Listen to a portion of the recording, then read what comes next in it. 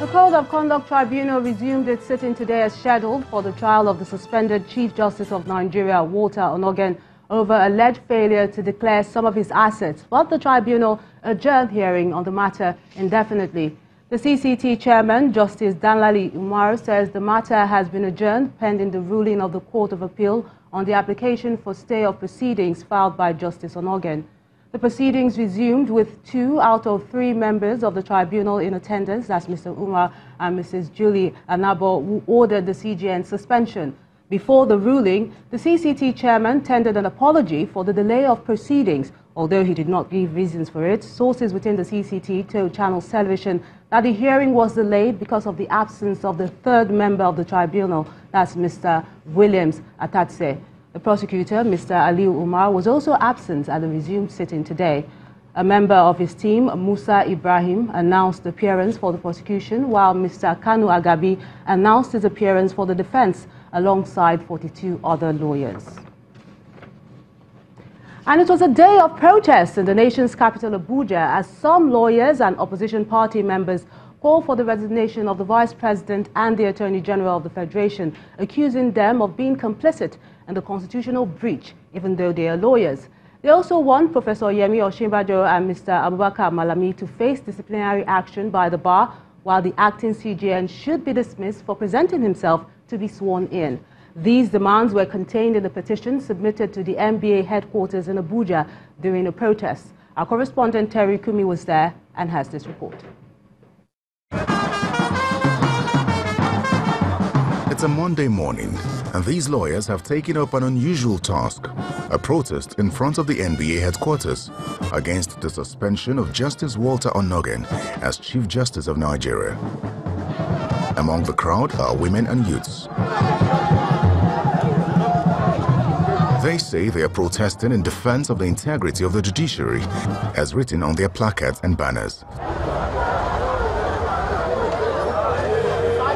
The co-convener, who is also the spokesperson of the Coalition of United Political Parties, reads some resolutions from a petition which they plan to submit to the leadership of the NBA.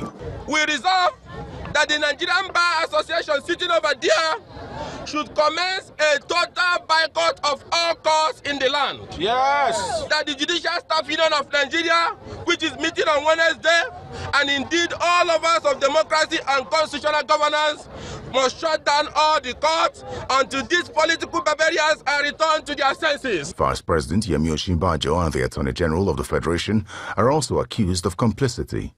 That the Attorney General of the Federation, Malami, and the Vice President, Yemi Osinbajo, be called upon to resign for being complicit in the constitutional breach. Yes. Just as they are about submitting their petition to the NBA president, 4 trucks of counter-protesters arrive,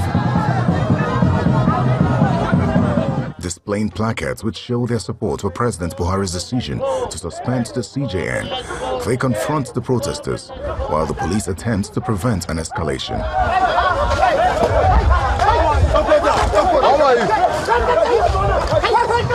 Terry Ikumi, Channels Television News.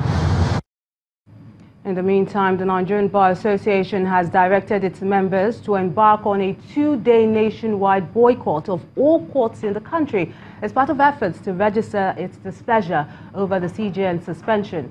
Rising from an emergency national executive meeting, the president of the association, Mr. Paul Zoro, says the 2-day warning boycott of all courts in the country will take effect from tomorrow, that's the 29th, to Wednesday, the 30th, with the possibility of an extension. Mr. Osoro, who insists that the association will not watch the destruction of the independence of the judiciary by any arm of government, stressed the need for the rule of law to be maintained at all times.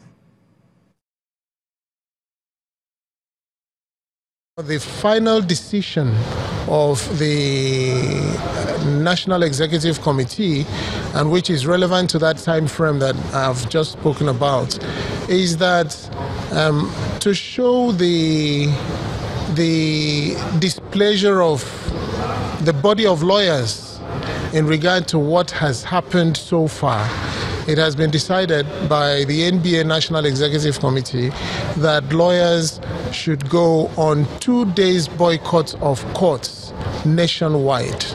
that from tomorrow, that is Tuesday, the 29th of January 2019, and also Wednesday, 30th of January 2019, all lawyers should stay away from court, and this is to register the discontent of the Nigerian Bar Association with the incidents that have happened and the fact that due process was not followed in regard to the matter of the Chief Justice of Nigeria. Staying with the reactions trailing the suspension of Justice Onnoghene, the Senate has cancelled its scheduled plenary bill to hold tomorrow, January the 29th. The clerk of the Senate, Mr. Nelson Ayewo, mentioned this in a statement but did not give reasons for the action. He, however, explained that the federal lawmakers would now resume on February the 19th, and the last-minute cancellation of the resumption may not be unconnected with the decision of the federal lawmakers to approach the Supreme Court for the interpretation of the suspension of the Chief Justice of Nigeria, Justice Walter Onnoghene, by the President. Meanwhile, the APC caucus in the Senate is distancing itself from the decision of the upper chamber to seek the Supreme Court's interpretation over the suspension of Justice Walter Onnoghene. The Senate leader, Ahmed Lawan, told journalists in Abuja that the Senate did not meet to take the decision to approach the Supreme Court.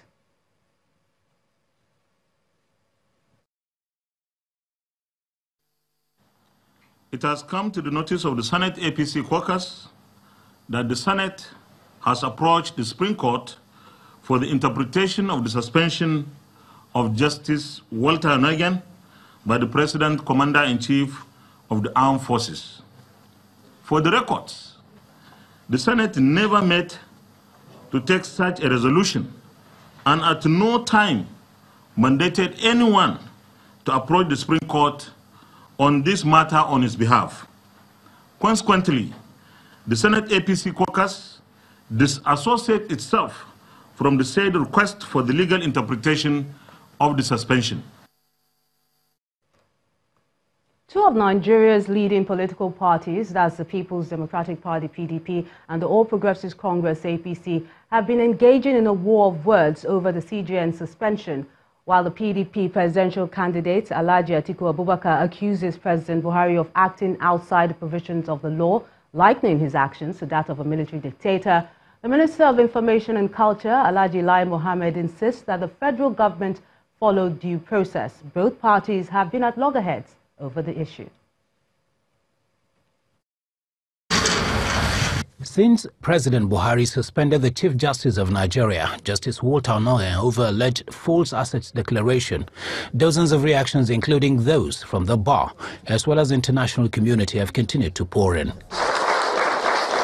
One of the latest of these reactions is this one that is coming from the presidential candidate of the PDP, Alhaji Atiku Abubakar. At this press conference in Abuja, he describes the action of President Buhari as illegal and undemocratic. I commend all Nigerians and friends of Nigeria who have expressed outrage over the unlawful removal of the Chief Justice of Nigeria. I need to state that this latest action by General Muhammadu Buhari falls squarely within the pattern of executive lawlessness that has now been firmly turned into statecraft by the APC government. This behavior is alien to democratic rule and more in line with that of a military dictator. On the streets of Abuja, both those who believe that the action of the president is illegal and those who believe otherwise continue to protest. Some of these protesters include lawyers in their numbers. Of the Code of Conduct for Public. However, at this press conference in Abuja, the Minister of Information and Culture, Alhaji Lai Mohammed, insists that the president acted within the provisions of the Nigeria Constitution. It is quite unfortunate that in the ensuing debate, the talk about due process has overshadowed the talk about the substance. The Code of Conduct Tribunal was acting within its powers in ordering the suspension of the former Chief Justice. And the President did the right thing by acting on the orders of the Code of Conduct Tribunal.